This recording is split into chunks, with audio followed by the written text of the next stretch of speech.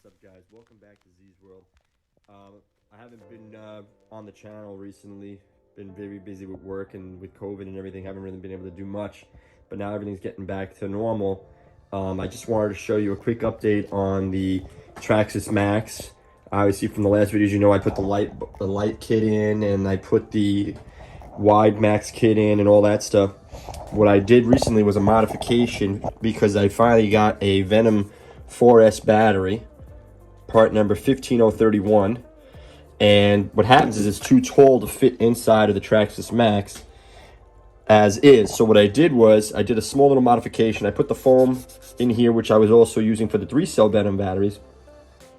But then what I did was I took these actual straps, number one, but I put this camber arm from like the old two-wheel drive rustlers, and I was able to find 2 screws with like the little pivot on them, and I mounted this right to this section that there's 2 bolt holes there and there.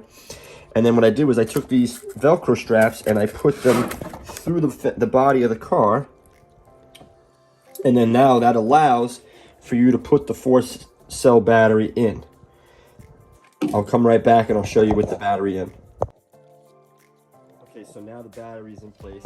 These foam blocks, I never two-sided and tape them down. In case I do get any other batteries, I can always just take it out and I can always use it. So that stays right in place. And now if you wanted, you could put the strap here if you wanted and bring it through there so it's on angle, but I figured just 2 of them would be strong enough. And sure enough, this battery, you can pick the truck up by this battery. That thing is not going to go anywhere. So that was just a little modification that I did, so now I can run 4S with no issues. So hopefully by the next time I shoot a video, I'll be outside driving this thing and describing what it's doing with between the long arm kit, the different weighted shock oil in the back, the spring in the back that's from the front, you know, according to what it was when you actually did the long arm kit.